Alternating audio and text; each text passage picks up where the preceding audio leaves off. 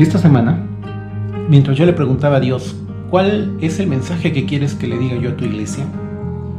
La respuesta llegó por medio de estaba yo escuchando a Jesús Adrián Romero y escuché un canto que se llama No me daba cuenta. Y en ese canto, él nos dice que muchas veces Dios está hablando, nos está llamando por cosas muy sencillas diariamente, como puede ser una zarza o como pueden ser tus propios hijos. Este canto Jesús Adrián Romero se los hizo a sus hijos. Sin embargo, en ese canto trata de explicar que Dios muchas veces habla a nosotros por medio de cosas sencillas. Y él dice en el canto varias veces, no me daba cuenta, no me daba cuenta. Y creo que ese es el mensaje que Dios quiere darnos este día. Quiere seguirnos diciendo que Él sigue en esos pequeños detalles, en esas pequeñas cosas que todos los días estamos recibiendo como una bendición. Esas misericordias que son nuevas cada día. Sin embargo, tú y yo nos hemos acostumbrado a ellas. Perdemos la capacidad de asombro, perdemos la capacidad de agradecimiento y sentimos que ya es una obligación de Dios. Y es que es tan fácil acostumbrarse a esos pequeños detalles. Lo sagrado se nos vuelve común y creemos que es una obligación de Dios que todos los días tiene que estar dándonos el sol, tiene que estar dándonos el aire, tiene que estar dándonos comida. Y se nos olvida que cada una de esas cosas que disfrutamos es una bendición por parte de Él. Así que ese es el título del mensaje de hoy. No me daba cuenta. Y vamos a ver por medio de algunos pasajes bíblicos algunas de las cosas en las cuales podemos estar muy acostumbrados y no darnos cuenta de que Dios está con nosotros. El primer punto de las cosas que no nos damos cuenta, en la cual quiero que pensemos, es que a veces no nos damos cuenta de la bendición que somos o que podemos ser en las personas que nos rodean. Dice Génesis 39, versículo 2 y versículo 3. El Señor estaba con José. Por eso tenía éxito en todo mientras servía en la casa de su amo egipcio. Potifar lo notó y se dio cuenta de que el Señor estaba con José y le daba éxito en todo lo que hacía. José es el único de los patriarcas al cual Dios no se le aparece directamente. Él no es incluido en la frase Dios de Abraham, Dios de Isaac y Dios de Jacob. Esa frase se termina hasta ahí. Dios permite que sufra desprecio de sus hermanos, que sufra burlas, que sufra un intento de asesinato por parte de las personas que más lo quieren, que deberían de ser sus hermanos, que se tenga que ir como esclavo a la tierra de Egipto, en el cual es vendido a la casa de Potifar, y obviamente como un esclavo pues no tiene derecho a nada, no tiene derecho a tener alguna propiedad, no tiene derecho a tener voluntad, no tiene derecho a expresar sus ideas. Es un esclavo, un joven de 17 años como esclavo, lejos de su tierra, en otro país, con otra lengua, sin ninguna persona conocida. José sentía todo menos que fuera una persona exitosa. La Biblia sí nos da la perspectiva de su amo Potifar, que él se daba cuenta de que el Señor estaba con José y le daba éxito en todo lo que hacía. ¿Cómo es que alguien puede decir que una persona es exitosa si es un esclavo, si no tiene nada? Lo primero que podemos ver es que obviamente el éxito a los ojos de Dios es muy diferente al éxito de lo que es la sociedad actual. Si tú dices soy un hombre exitoso, entonces te van a decir, a ver, déjame ver qué auto traes, déjame ver cuál es tu casa, déjame ver cómo está tu negocio. Sin embargo, aquí hay un hombre esclavo que no tiene nada y nos dice que su amo se da cuenta que es una persona exitosa. ¿Por qué? Dice el versículo 5. Desde el día en que José quedó encargado de la casa y de las propiedades de su amo, el Señor comenzó a bendecir la casa de Potifar por causa de José.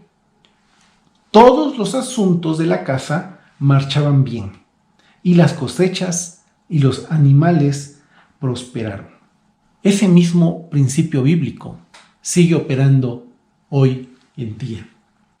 No nos damos cuenta de la bendición que traemos a las personas que nos rodean, a nuestra casa, a nuestra familia, a nuestra empresa, a nuestra ciudad, a nuestra nación. Potifar no se da cuenta de que Dios está con José por lo bien que era en los números, o por lo bien que trabajaba, o por las proyecciones que hacía. No, él se da cuenta porque todos los asuntos de su casa marchaban bien. Y eso no depende de la capacidad de un humano, porque para que todo vaya bien son muchos factores externos que se deben de conjuntar para que todo salga bien. Y eso no lo hace tu capacidad, eso no lo hace mi capacidad, no lo hace tu inteligencia, no lo hace tu astucia, solo lo puede hacer Dios. Y otra cosa que se da cuenta Potifar es que las cosechas y los animales prosperan. Ni tú ni yo tenemos la capacidad de hacer que una cosecha sea próspera o que los animales y la cría de los animales sea próspera. No tenemos esa capacidad, solamente Dios. Dios bendice a las personas que están a nuestro alrededor simplemente porque somos sus hijos. Esta semana, mientras estaba yo preparando este mensaje, mi hijo me dice y me interrumpe: papá, ¿me compras esta cosa en línea? Y yo le digo un poco enojado: pero te acabo de comprar algo en tu cumpleaños. ¿Quién te crees que eres? Y él me contesta un poco extrañado: pues soy tu hijo. En ese momento yo reacciono y digo: eso es exactamente lo que hace Dios en mi alrededor. No bendice a las personas a mi alrededor por mis capacidades, sino bendice a las personas a mi alrededor por lo que yo soy. ¿Qué es lo que yo me creo que soy? Soy su hijo. El poder del cristiano está en la oración, dice un canto. Y eso es una realidad, es algo innegable. En la iglesia esta semana nos tocó enterarnos de nuestro primer caso de COVID, miembros de la iglesia. Y aunque no estamos juntos, aunque físicamente no podemos ir a consolar, estamos unidos por medio de la oración, porque tenemos una misma fe, un mismo espíritu y podemos interceder por la familia y por nuestro hermano. Dios nos ha dado esta arma que es la oración para poder bendecir a otros. Hoy más que nunca el mundo necesita gente de oración, gente que se pare en la brecha y se ponga a orar por nuestros médicos, por las personas que recogen la basura, por las personas que están perdiendo un negocio, por las personas que están en hospitales. Y no importa que tu nombre no esté junto a otros grandes cristianos, como le pasó a José, Dios de Abraham, Dios de Isaac y Dios de Jacob, y nadie dice Dios de José. Sin embargo, tú puedes ser bendición para otros. No importa que a lo mejor nadie te conozca, pero tu Padre, el creador del universo, te conoce y Él está atento a nuestras peticiones. Dice Proverbios 11:11: por la bendición de los rectos, la ciudad será engrandecida. El segundo punto en el cual quiero que reflexionemos el día de hoy es que a veces no nos damos cuenta de lo bendecido que somos. Éxodo 34:29 dice: cuando Moisés descendió del monte Sinaí con las 2 tablas de piedra grabadas con las condiciones del pacto, no se daba cuenta de que su rostro resplandecía porque había hablado con el Señor. A diferencia de José, Moisés interactuó muchas veces con Dios. Pero de todas las veces que interactuó con Dios, esta fue la que se le notó más físicamente. Él había estado 40 días con Dios escribiendo las tablas de la ley, ya por segunda ocasión, y cuando baja, su rostro resplandecía.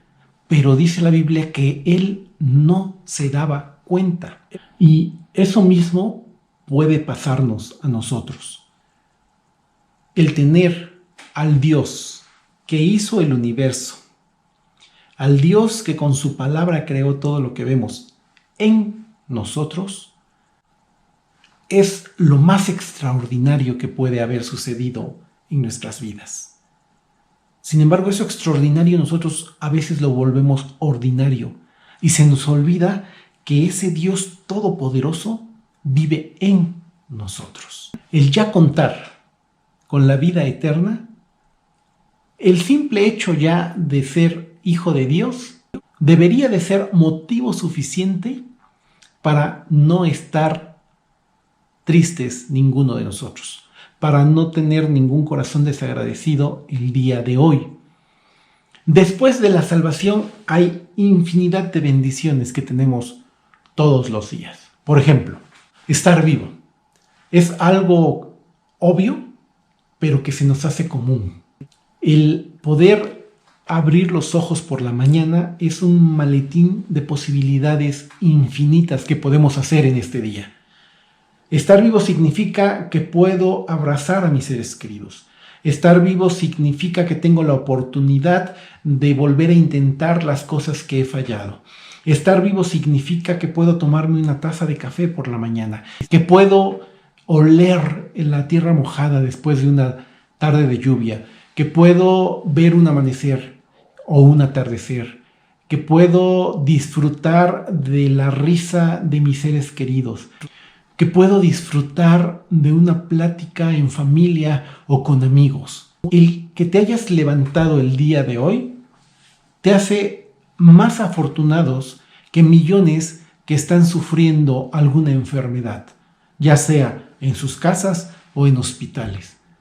Eres más afortunado que ellos y por el simple hecho de estar vivo deberíamos estar contentos. Tienes comida en tu refrigerador.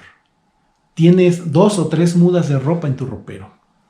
Tienes una cama donde dormir, un techo que te cubra del mal clima. No importa que no sea tuyo, pero lo tienes. Eres más afortunado que 820 millones de personas en el mundo que el día de hoy tienen hambre y no pueden y no tienen con qué saciar esa hambre. Si vives en un país que no está sufriendo los estragos de una guerra, eres más afortunado que 500 millones de personas que en este momento están asustados, están amedrentados por vivir en un país que está sufriendo una guerra. Si tienes a alguien que te ama, ya sea un padre, una madre, un abuelo, una abuela, un tío, un hermano o hasta una mascota, eres muy afortunado porque esas son de las bendiciones mejores que tenemos en nuestra vida.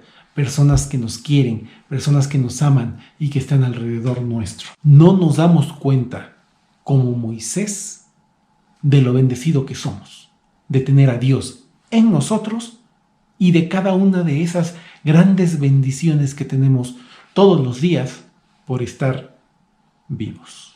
El tercer punto que quiero que reflexionemos este día es que a veces también no nos damos cuenta de que Dios está atrás de cada bendición que recibimos en nuestras vidas. Dice Santiago 1:17, todo lo que es bueno y perfecto es un regalo que desciende a nosotros de parte de Dios, nuestro Padre. Dios está atrás de cada bendición, de cada cosa buena que estamos recibiendo. Quiero basarme en un pasaje en Jueces capítulo 13, versículo 15 y 16, en donde habla de Manoa, que es el papá de Sansón. El ángel de Jehová ha venido a decirles a él y a su esposa que van a ser papás de un niño un poco especial, porque no tiene que pasar navaja sobre su cabello, ni tomar sidra, ni tomar vino. Y les está explicando, dice el versículo 15, entonces Manoa le dijo al ángel del Señor, por favor, quédate aquí hasta que preparemos un cabrito para que comas. Me quedaré, le contestó el ángel del Señor, pero no comeré nada. En cambio, puedes preparar una ofrenda quemada como sacrificio al Señor. Manoa no se daba cuenta de que era el ángel del Señor. Déjame preguntarte, ¿cuánta ayuda has recibido en tu vida? ¿Cuántos consejos, cuántas llamadas de atención, cuántas personas a veces desconocidas te han ayudado a salir de situaciones complicadas? ¿Cuántas veces hay gente que solo se sentó a tu lado nada más para hacerte saber que no estás solo?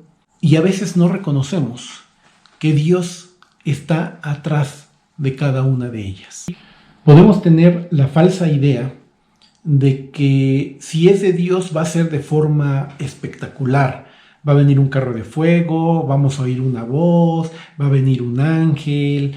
Pero lo que esta mañana Dios nos quiere recordar es que la mayoría de las veces va a ser a través de otras personas la ayuda y bendición que vamos a recibir por parte de Él. Mi mamá nos contaba una historia de cuando ella era niña.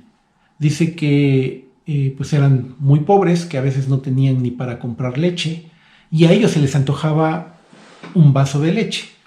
Mi abuela, sabia como era, dijo, bueno, yo no puedo hacer ahorita algo, vamos a recurrir a nuestro Padre, porque también son hijas de su Padre celestial, así que vamos a pedirle a Dios que nos dé leche. Y ellas oraron, mi mamá y sus hermanos oraron con la fe y el corazón que tiene un niño. Dios, danos leche. Ellos se fueron al culto y me cuenta mi mamá que cuando regresaron vieron una cubeta colgada en la entrada de la casa. La bajaron y era leche. Mi abuela la hirvió y ellos tomaron leche y estuvieron contentos. Mi abuela limpió la olla y buscó a los vecinos para devolver esa olla y agradecer el gesto de bondad que había tenido algún vecino. ¿Cuál fue su sorpresa? Que ningún vecino reconoció la olla y ningún vecino le dijo, sí, yo fui quien te puso esa cubeta. Cuando me la contaba a mí y yo era niño, pues la forma más bonita de interpretar esta historia es que un ángel vino con una olla, con una cubeta llena de leche celestial y se las puso a la entrada, y Dios respondiendo las peticiones de unos niños y su deseo de tener leche esa noche. Esa es la forma más espectacular y más bonita de interpretar esta historia. Pero puede haber otra forma de interpretarla ahora que pues ya eres más grande y ya piensas más las cosas. No es que esté dudando que Dios pueda hacer esos milagros. Yo creo firmemente en mi corazón que Dios lo hace y lo sigue haciendo y hace ese tipo de maravillas. Sin embargo, la mayoría de las veces puede ser que no sea algo tan extraordinario. A lo mejor fue un vecino. A lo mejor sí fue un vecino que Dios puso en su corazón dar este gesto de bondad, de dar una cubeta de leche a esta familia con niños pequeños. Y cuando mi abuela fue y preguntó, él no quiso recibir algún tipo de retribución por ese acto noble, y él dijo, no, yo no fui. Esa es otra forma de interpretarla. Sin embargo, sea una forma u otra, Dios estuvo atrás de ese milagro. El milagro es el mismo. Si bajó un ángel o fue un vecino, Dios fue el que estuvo atrás de ese milagro. Y no porque sea de alguien a lo mejor no cristiano, a lo mejor que no conoce a Dios y recibimos esa ayuda, no quiere decir que esa ayuda no venga de Dios. Dios está atrás de cada bendición. Lo maravilloso de esto es que dice la Biblia que sus misericordias son nuevas cada mañana. Grande es su fidelidad. Y no es solo suplir nuestras necesidades básicas, sino que Dios también nos sorprende con nuestros antojos, como puede ser un vaso de leche. Como cuarto y último punto, quiero que reflexionemos en que a veces también no nos damos cuenta de que buscamos el respaldo de Dios, pero no buscamos su aprobación. Es decir, estamos muy interesados en que Dios respalde nuestras decisiones, nuestros hechos, pero no estamos de la misma forma interesados en que Dios apruebe nuestras vidas. Y para esto quiero basarme en la vida del hijo de Manoa, que es Sansón. Dice Jueces 16:20. Entonces ella gritó, hablando de Dalila: Sansón, los filisteos han venido a capturarte. Cuando se despertó pensó: haré como antes y enseguida me libraré. Pero no se daba cuenta de que el Señor lo había abandonado. Sansón sabía que su nacimiento había sido especial. Sansón sabía que tenía un propósito en la vida, que era vencer a los archienemigos de Israel, que eran los filisteos. Sansón sabía que tenía y contaba con un don divino, algo espectacular, que era la fuerza que él tenía cuando el Espíritu de Jehová venía sobre él. Por lo mismo, él pensaba que tener el respaldo de Dios era igual a tener la aprobación de Dios. Y eso nunca va a ser igual. Y eso nos puede estar pasando, hermanos. Todos los que somos hijos de Dios, al menos tenemos un don. Pero eso no significa, hermanos, que si eres bueno ejecutando tu ministerio, que tengas la aprobación de Dios. Son dos cosas distintas. Romanos 11:29 dice: porque irrevocables son los dones y el llamamiento de Dios. ¿Qué significa esto? Que los dones no son dados de acuerdo a nuestra capacidad, de acuerdo a nuestras características, a nuestra raza, a nuestro color de piel.